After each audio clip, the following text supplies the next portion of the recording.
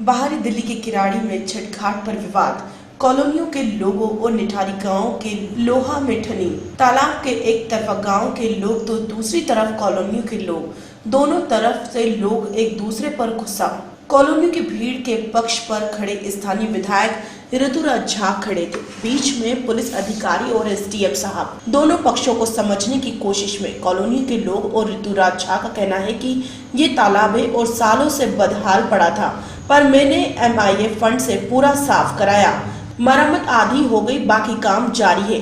हम तालाब को तालाब ही रखना चाहते हैं। हर जगह तालाब में ही पूजा होती है, एक दिन तालाब में पूजा हो गई तो क्या नुकसान होगा, धर्म का काम है।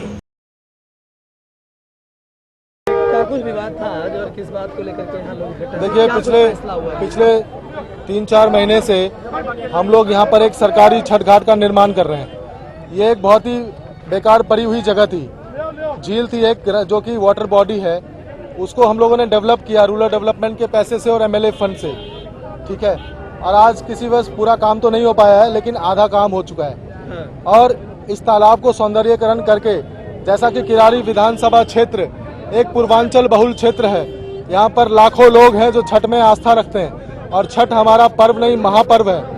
और सिर्फ 2 दिन का त्यौहार होता है, एक बार शाम का अर्घ होता है, एक बार सुबह का अर्घ होता है। हमने गांव के कुछ लोगों को ऑब्जेक्शन था, हमने उनसे बातचीत करी, 4-5 बार बातचीत करी, लेकिन कुछ लोग राजनीतिक षड्यंत्र के चलते यहाँ पर विवाद क्रिएट कर रहे हैं। नहीं तो आप एक चीज बताओ, छठ पूजा तो सभी तालाब में होती है, यमुना में होती है, छठ पूजा से किसी को क्या प्रॉब्लम हो सकती है? आज हर समझदार आदमी यही कह रहा है कि भाई साहब छठ पूजा में क्या दिक्कत है, और हिंदुओं के तो 33 करोड़ देवी देवता होते हैं, षड्यंत्र रच रहे हैं और कोई ज्यादा लोग नहीं है ये मुट्ठी करने। मैं एक चीज आपके माध्यम से कहना चाहता हूँ कि हम लोग पूर्वांचल पानी का इंतजाम करने के लिए क्या है कि इसके बीच में गड्ढा खोदेंगे और दिल्ली जल बोर्ड की जिम्मेदारी है उसमें पानी प्रोवाइड करे, और इसका पूरा सरकारी ऑर्डर है। हम लोगों ने आज तक कोई भी काम को इलीगल नहीं किया है, ये काम भी लीगल है। और देखिए, ये छठ पूजा भी लीगल है।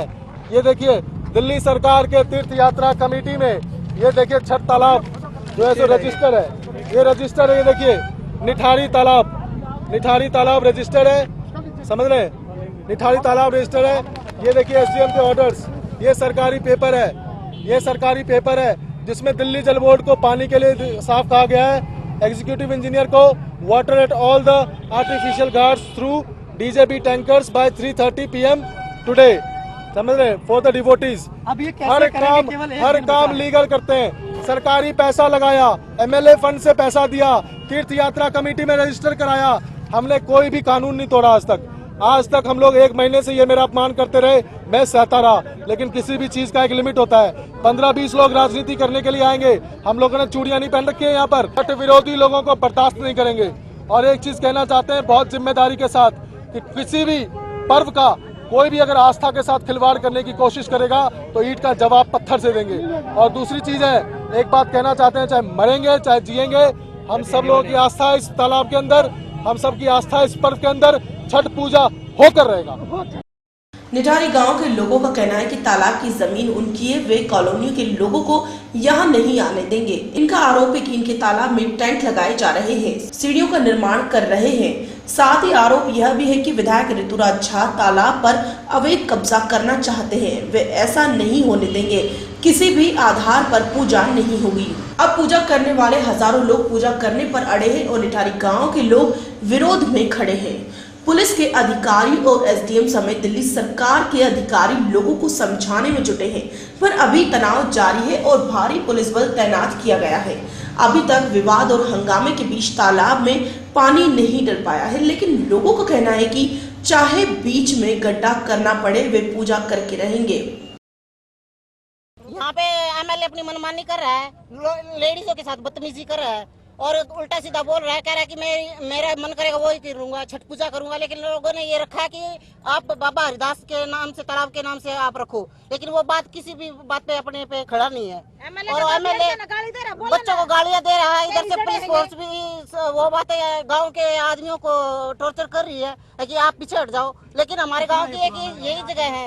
ये इस तालाब पे कब्जा करना चाह रहा है, हमारे पानी में जहर मिला दिया। कल हमारे पानी में हमारे को और हमारे पानी में जहर गिरा गया। हमारे बच्चे कुछ बोले हैं, मैं हूँ इतना तुम दिखनी नहीं चाहिए। भैया सारा रोला ही पार्क के ऊपर होया है। जितना भी ये चाह रहे हैं कि हम पार्क यहाँ छठ तालाब बनाऊंगा। हमारे 5 दिन से गांव में पड़ा इन्होंने और वही जार मिला दिया उस पानी में जितना तालाब भरा हुआ है ये उसने। आप क्या चाह रहे हो? हम ये चाह रहे हैं आप छठ बनाएंगे यहाँ पर, अपना पार्क बनाएंगे, अपने गाँव की जमीन गाँव में ही रखेंगे, इसके पास नहीं जाने देंगे। इसको लेके कोई ऑर्डर भी है? नहीं ऑर्डर नहीं लेके आ रहा है, वैसे ही गाँव की आपके पास कोई हमारे पास ऑर्डर है ये, हम नहीं बन गए, हमारी जमीन है ये, हमारी पंचायती जमीन है, कभी गाँव को कर रही है। दिल्ली से यामिन शाह की रिपोर्ट। राजधानी लखनऊ में 3 तलाक के मुद्दे तथा मुस्लिम महिलाओं की विवाह संस्था को बचाने के लिए शनिवार को प्रेस क्लब में all India Muslim women personal law board के सदस्यों ने वार्ता का आयोजन किया। बोर्ड की अध्यक्षता साइसा अंबर ने 3 तलाक के मुद्दे पर बेबाकी से अपनी राय जाहिर करते हुए कहा कि ये तलाक कुरान शरीफ के अनुसार होना चाहिए, न कि एरे गेरे मौलवियों के दकियानूसी फतवों पर। सन 2005 में बोर्ड के गठन की बात बताते हुए अंबर ने कहा कि मुस्लिम महिलाओं को भी हिंदू महिलाओं की तरह आजादी का अधिकार मिलना चाहिए। 3 तलाक पर कुरान के आदेश की बात करते हुए कहा कि साफ साफ लिखा गया है कि 3 तलाक 3 महीनों के अंतराल में होना चाहिए, न कि सोशल मीडिया या फोन पर 3 बार तलाक बोलकर। कॉमन सिविल कोड का समर्थन न करने की बात करते हुए साइस्ता ने कहा कि मुस्लिम महिलाओं के विवाह तथा विवाह उपरांत जीवन को बचाने के लिए मुस्लिम मैरिज एक्ट का बनना आवश्यक है और इस संबंध में वे सुप्रीम कोर्ट की एडवोकेट डॉक्टर चंद्रा राजन के माध्यम से हस्ताक्षर अभियान चलाकर सुप्रीम कोर्ट के इस कानून को बनवाने की पैरवी कर रही है। सुप्रीम कोर्ट के एडवोकेट डॉक्टर चंद्र राजन ने काजी द्वारा एक पक्षीय तलाक देने को महिलाओं के प्रति अन्याय बताते हुए कहा कि काजी को दोनों पक्षों की बात सुनकर तलाक देना चाहिए। उन्होंने 3-4 बीवियों को रखना गलत है कहते हुए कहा कि कुरान में दूसरी बीवी को लाने की शर्तों का स्पष्ट उल्लेख किया गया है, परंतु फिर भी मुस्लिम महिलाओं पर उत्पीड़न हो रहा है। मुस्लिम महिलाओं के हितों की रक्षा करने के कानून बनवाने की बात करते हुए डॉक्टर चंद्रा ने कहा कि मुस्लिम मैरिज एक्ट के तहत महिलाओं में विवाह सुरक्षा की गारंटी हो, मेंटेनेंस मिले, इतर के बाद भी महिलाओं को दूसरे विवाह तक वक्फ बोर्ड से सहायता मिले। तलाकशुदा महिला के बच्चों को 2 साल या बालिग होने तक ही नहीं बल्कि पढ़ाई पूरी करने तक पूरा खर्च बाप से मिले। सुप्रीम कोर्ट में मुस्लिम मैरिज एक्ट की पैरवी पर बोलते हुए एडवोकेट डॉक्टर चंद्रा राजन ने कहा कि कोर्ट ने संज्ञान ले लिया है और जल्द ही वह कोशिश करेंगे कि एक्ट के साथ साथ कुछ कड़े प्रावधान भी ऐसे बने जो मुस्लिम महिलाओं के हितों की रक्षा कर सके। है कि अगर आप काजी के पास चले गए, अगर लड़का खुद अकेला चला गया कि मुझे इस औरत से तलाक चाहिए, तो काजी साहब के पास ये अथॉरिटी है कि बिना काउंसलिंग किए, बिना लड़की का पक्ष सुने उसको एक्स पार्टी तलाक दे दे। मुझे ये चीज कहीं नहीं मिली है, हम इस चीज को रोकना चाहते हैं। अगर कोई बंदा, औरत जाए या आदमी जाए तलाक के लिए, अगर काजी साहब के पास जा रहे हैं तो काजी साहब की ये ड्यूटी बनती है कि दोनों पक्ष की सुनवाई करें और जहां तक हो सके सलाह मशवरा करके और उनकी जो निकाह है उसको बचाया जा सके, न कि एक बंदा आ गया और उसको आपने एक्स पार्टी तलाक दे दिया और दूसरे को मानना पड़ेगा। ये गलत है, इसको रोकना है। उसके अंदर ये चीज लिखी हुई है कि जो बच्चे का पोषण जो है वो भी 2 साल तक जो डाइवोर्स्ड हस्बैंड है वो देगा। जिसने अपनी पत्नी का डाइवोर्स कर दिया और उससे उसके अगर बच्चे थे तो वो बच्चे का 2 साल तक के लिए प्रावधान करेंगे और उसको मिलेगा। लेकिन अक्सर ये नहीं मिलता है, कुछ को मिलता है, कुछ को नहीं मिलता है, ये आप सब जानते हैं, मैं इस डिटेल में नहीं जाना चाहूंगी। लेकिन मैं ये बात जरूर रखूंगी कि जो बच्चा 18 साल तक का नहीं होता है उनका तो कंपल्सरी मेंटेनेंस का प्रावधान किया जाए, पहली बात। और दूसरी बात, अगर वो बच्चा पढ़ रहा है तो जब तक वो बच्चा पढ़ नहीं लेता, जब तक अपनी पढ़ाई की आखिरी मंजिल तक नहीं पहुंच जाता है, मान लीजिए कोई बच्चा पीएचडी करना चाहता है, 18 साल में नामुमकिन है पीएचडी करना, तो वो बच्चा जब तक पढ़ना चाहता है तब तक उसको पढ़ाने की जिम्मेवारी उस पिता की होनी चाहिए जिस पिता का वो। लखनऊ से आनंद श्रीवास्तव की रिपोर्ट। महोबा जनपद पिछले कई वर्षों से सूखे की मार झेल रहा था। इस वर्ष हुई बेहिसाब बारिश से तालाब लबालब भरे हुए हैं। लेकिन सिंचाई के लिए नहर न खोले जाने से किसान चिंतित थे। तो वहीं आज कुछ अराजक तत्वों ने हाइड्रो मशीन से तालाब की नहर में लगे फाटक को तोड़ दिया, जिसे देखते ही देखते तालाब से लगा मोहल्ला आलमपुरा जलमग्न हो गया और सड़कें भी पानी में डूब गई। स्थानीय लोगों को इस समस्या से दो चार होना पड़ा। लोगों के घरों में जब पानी घुसा तो अफरा तफरी मचना शुरू हो गई। स्थानीय लोगों की सूचना पर प्रशासनिक अधिकारी भी सख्ते में आ गए। जिला अधिकारी वीरेश्वर सिंह और पुलिस कप्तान गौरव सिंह सहित जिले के आला अधिकारी भी मौके पर पहुंच गए।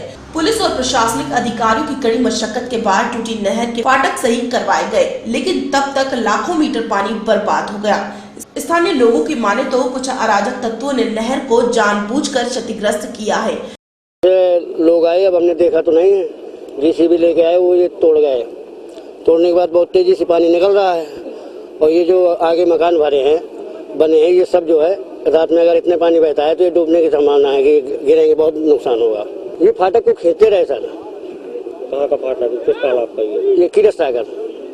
कितना नुकसान होने की संभावना, कितने मकान डूब रहे हैं इसके? सर काफी मकान बने हैं तालाब इसमें, ये आगे तलैया है उसमें काफी मकान बने हैं।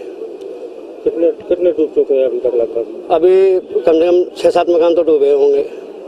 अब आए हैं, कुछ मिट्टी डाल रहे हैं, कुछ लेकिन क्या होता है इसे डालने से कुछ नहीं रुकावट आ रही। वहीं इस मामले में जिलाधिकारी वीरेश्वर सिंह ने कहा कि नहर तोड़ने वाले अराजक तत्वों की निशानदेही की जा रही है और इनके खिलाफ मुकदमा दर्ज करके कार्रवाई की जाएगी।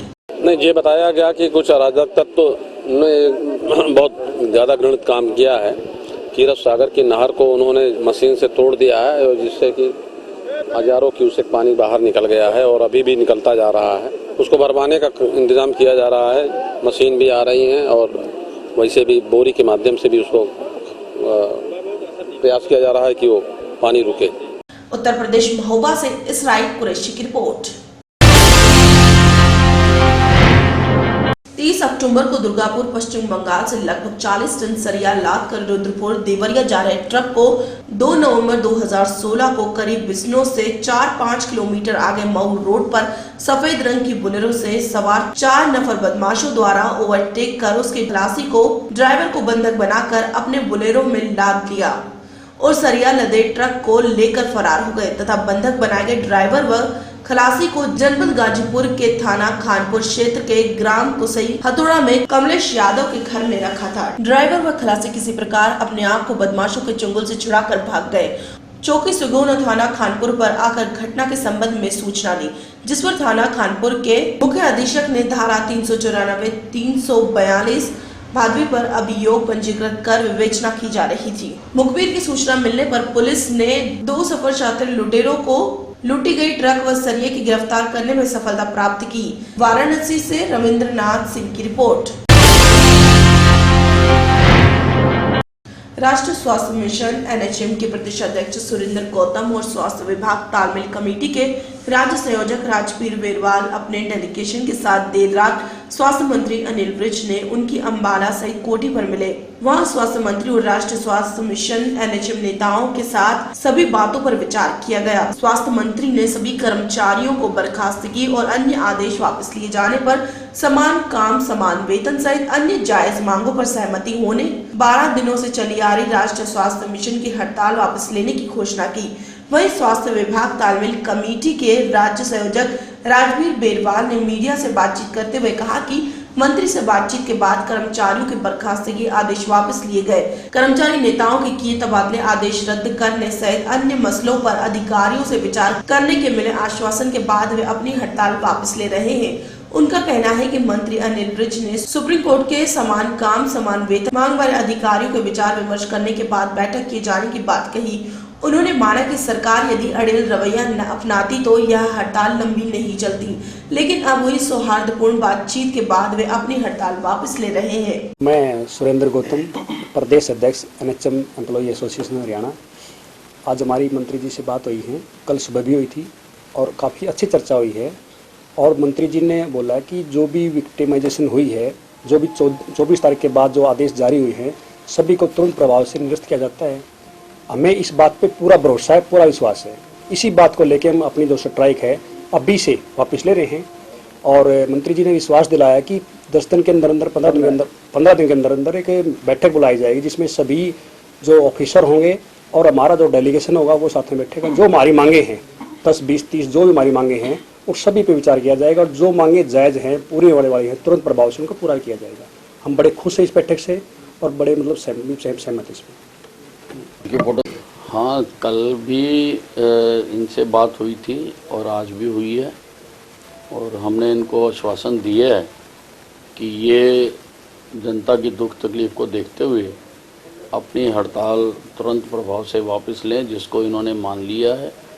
और जो भी इनकी मांगे हैं 15 दिन के अंदर अंदर सभी अधिकारियों के साथ बैठकर हम इनकी सभी मांगों पर सहानुभूतिपूर्वक विचार करेंगे, और जो इस दौरान विक्टिमाइजेशन हुई है उसको हम वापस लेते हैं, सभी ड्यूटी पर वापस आ सकेंगे।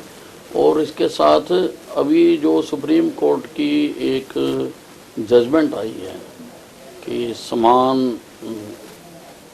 वर्क समान काम के लिए आई है, उसका भी हम स्टडी करेंगे, अध्ययन करेंगे और उसको शीघ्र अतिशीघ्र लागू करवाने की कोशिश करेंगे। तो आपको लगता है कि पीछे किसी का हाथ था जो इनको भड़का रहे थे इस तरह? आज कोई बात नहीं। अम्बाला से रोजी बहल की रिपोर्ट।